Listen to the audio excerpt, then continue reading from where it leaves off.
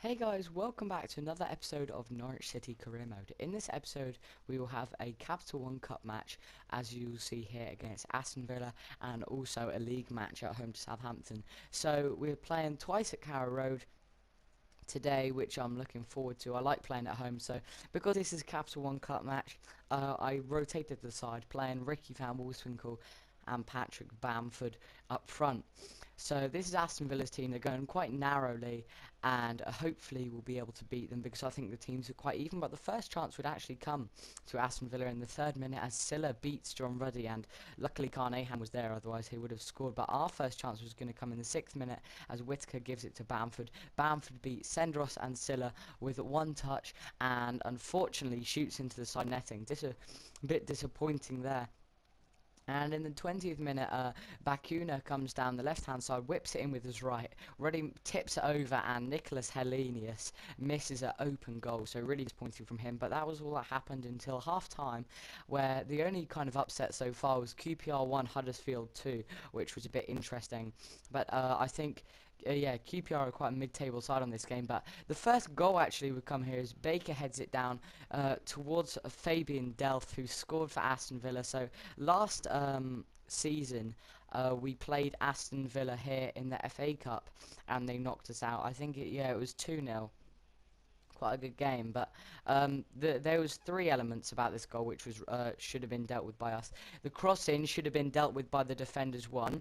Delph shouldn't have been able to shot, 2, and Ruddy definitely should have saved it, 3. So all-round disappointing goal there. But in the 83rd minute, we actually get ourselves an equaliser.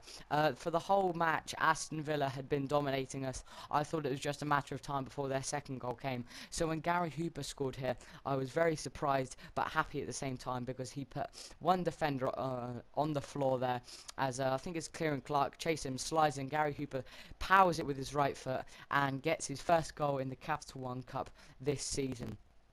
And that was it until full time. So the final score 1-1. So it was going to go to extra time, and then if it stayed like that, penalties. The stats here actually showed Aston Villa's in favour, but us in favour, but it wasn't. But Carnahan struck a free kick in there.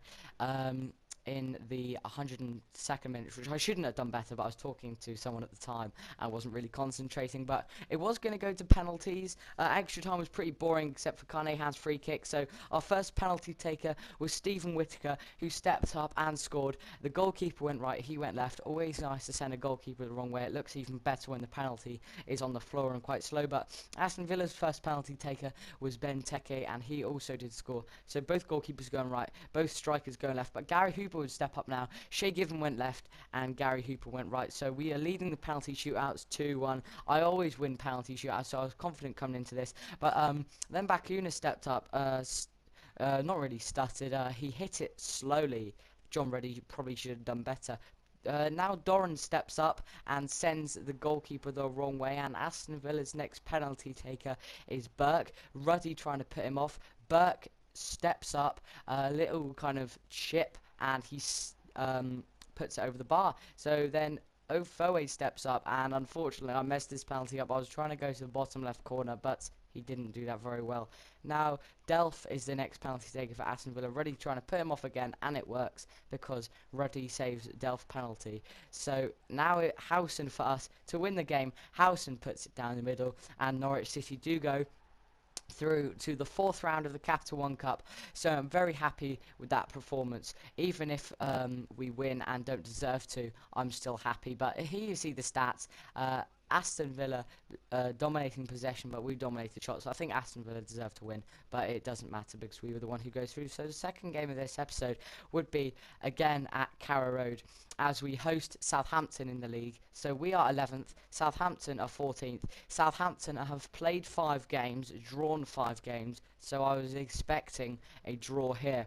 And this was our team, going back to our normal team because we had rotated the squad in the Capital One Cup match, but I did bring Hooper and Jerome on when they got the first goal. So here's Southampton's team, very much expecting a draw out of this game because I think come the end of the season, both sides will be level. And the fact that Southampton have drawn all of their first 5 games, they'll probably draw this one as well. But the first chance would come here in the second minute as Adrian scores probably the goal of the season. What a strike from the young Brazilian centre attacker mid, who he signed from Leeds last season, and a nice celebration as well. So we never take the first goal in the game, and it was great passing play. Will Hughes to pass it back to Adrian, and that is his first goal this season. He hasn't scored before now, and he's not really a type of striking player. So when I gave him the ball, I thought, why not? It's the 3rd minute, so he stroke it back of the net. Lovely goal, puts us 1-0 up, and after that I just thought, oh, 1-0 up, so happy about that. I'll just try and keep the lead. But in the 6th minute, Southampton have a free kick as Klein whips it in towards Maya Yoshida, heads it, and Ruddy, who had a brilliant game this game, makes a good save. But unfortunately, sloppy play here as we give it away to Rowe. He seeks Osvaldo. Basson coming over, forces a pass back to Rowe. Rowe chips it into the area. Both defenders miss it. Martin Olsen, terrible clearance. Osvaldo passes it to Mane, and unfortunately, Mane ties up the game. Norwich won, Southampton won, and Sadio Mane has a pretty simple finish, to be honest, because I think Martin Olsen definitely should have cleared that away, and when he didn't do that, as you see here, it was a bad header, came to Osvaldo, he slipped through Mane, and easy goal. But Bradley Johnson was on pursuit here of the ball as he gives it to Adrian, who gets himself an assist now because Gary Hooper goes through and powers the ball into the bottom corner to make it Norwich City 2, Southampton 1 in the 39th minute. So Adrian, he was absolutely incredible this match. He had a goal, one of the goals of the season. He now had assist there, knew what he was doing, great pass. Gary Hooper hit it first time, and that's Gary Hooper's 2nd goal in the same amount of games. He scored in the Capital One Cup match, but he's only scored 1 goal in the BPL before this, and he gets his 2nd goal here, as you will see now. So Gary Hooper, I'm expecting more goals from him this season. But at 45 minutes, half-time, it was Norwich 2, Southampton 1.